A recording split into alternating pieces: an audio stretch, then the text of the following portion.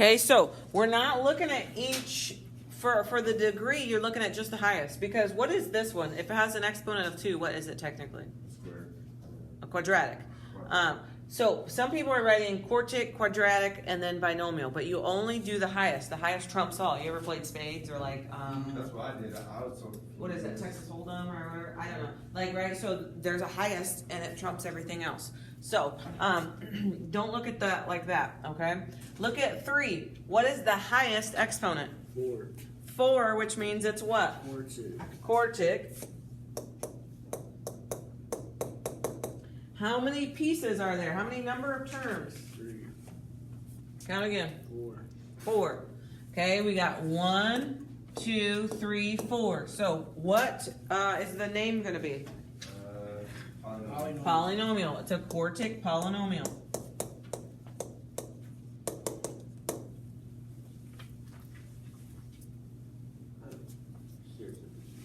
Well, you slept yesterday. Yeah. No, I know. Okay, look at 5. Jacob, what is the highest exponent up there on number 5? 3. So we look at our degree and say, well, what is 3? What is 3 classified as? Cubic. Now, how many terms are there? 3. Reese, what the hell's the matter with you? 4. You did it twice now. Bro, who counts? 1, I know. 1, 2, 3, 4. There are 4 pieces that are added or subtracted together. And so it's going to be a polynomial.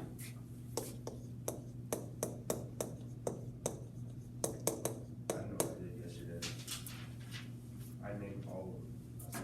Yeah, and so some people did. They were like quartic, cubic, quadratic, linear. Yeah. And that's not, it's just, you pick one from one column and one from the other column. Okay? So, if we look at 7, what is the highest exponent? 3, so it's going to be cubic monomial. Okay, monomial because there's only one piece to it, okay? So it's going to be a monomial. And so it is very helpful to look at the other page that you did yesterday, look at this one, and see if you got a bunch wrong, what did you do? So you know what to do today, so you don't do that again. Okay, look at 9. What is the highest exponent? There is none. There is none, which means it's a what? Constant. It's a constant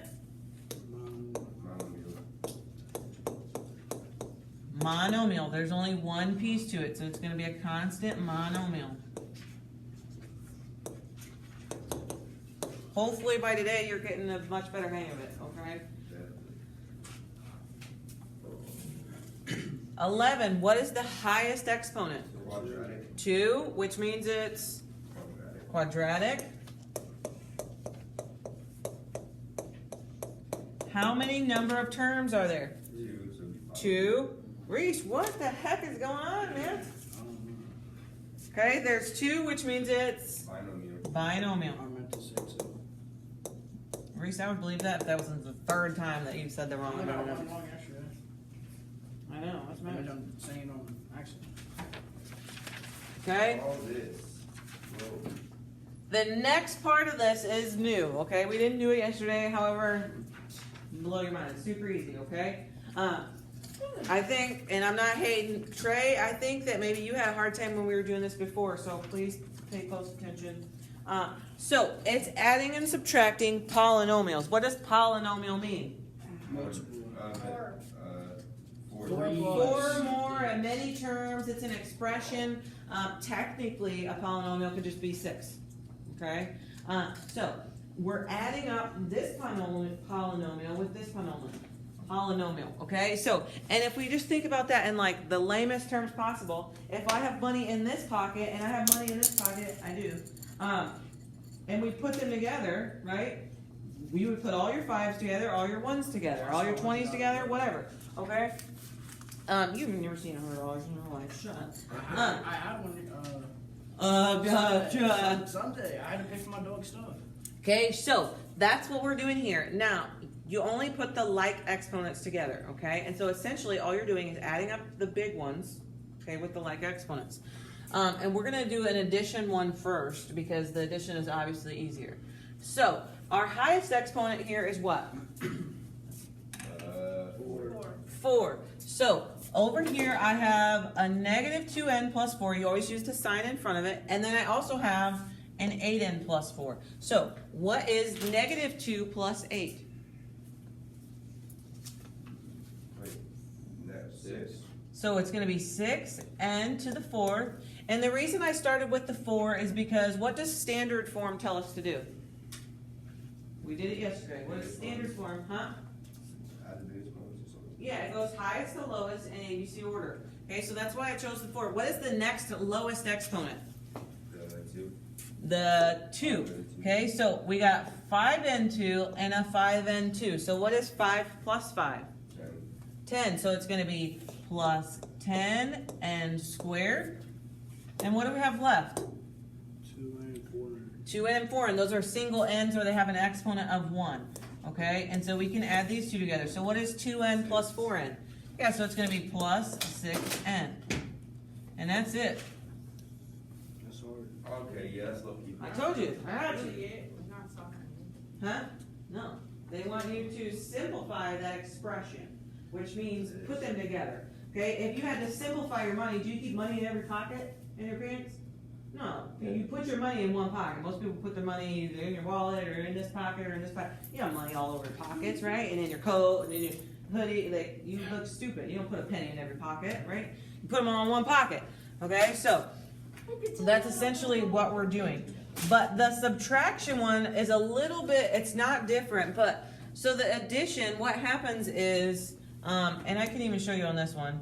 What happens with the addition is we keep the front one the same. But essentially you distribute a positive 1 to all of these. Well, what is positive 1 times 2? It's still plus 2n to the 1. 1 times 5 is going to be plus 5n squared. Positive 1 times 8 is plus 8n. And then we can add those together. But when we do a negative, you have to distribute a negative 1. And let's think, what is a negative times a negative? Positive. Yeah, okay? And so what happens is the signs change.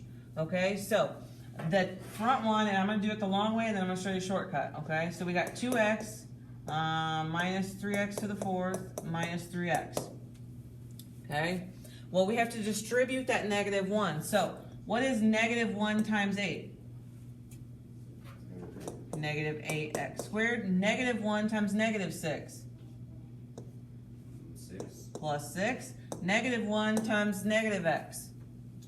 Or negative 1 times negative 1. Positive 1x. Okay, and let's look at, see what happened. Okay, we could put this part in parentheses if we wanted to. What happened to all of the signs? I can't see. Positive. Not positive. What happened? Look at each sign. What happened from the start to what we wrote? Their signs changed. The sign changed. So this one was a minus. What is this one now? This one is a minus. What is it now? This one was technically a plus. What is it now? A minus. So what happens is the shortcut way is going to be just to change the signs all in the second one and kind of ignore the first one. So you could say that this one is supposed to be a negative, positive, positive. Huh? Change, so I write down 8x. Well now, so once you change your signs, okay, then you just add them up like we did on the last problem. So what's the highest exponent? X to the 4th. And do I have another one? I got 1x to the 4th. What's the other one? 3x. I thought we were using that though. Yeah, you are. Okay, so negative 3x to the 4th plus 1x to the 4th is what? What is negative 3 plus 1? Negative 2. Negative 2x to the 4th. What's our next highest exponent? This is hard, what? No. I'm so lost. Okay, you're not going to get it on the first one because you got the addition first one. You guys are like, oh, let me I get. thought we already just. Okay, what is the next highest exponent? 2. 2. Sam, chill. What is the next highest exponent? Look at it. We're just doing addition like we did on the last one. What's the next highest exponent? Okay, we did the 4s. Okay, so what's the next highest exponent? 2. Okay, so what is negative 8 plus a 2? 6. Negative 6. So we got negative 6x squared. Okay, we've used these. What's the next highest exponent? 0, 1. A 1. So I got negative 3x. And what's the next highest exponent? Or what's the thing I got left? 6. So it's going to be plus 6. That is your answer. Huh? No. We did 12. Draw arrows, or 15, draw arrows back and forth. Sam, write it down. You're getting flustered, and I ain't gonna do nothing. Look at the next one. Let's do another subtraction one.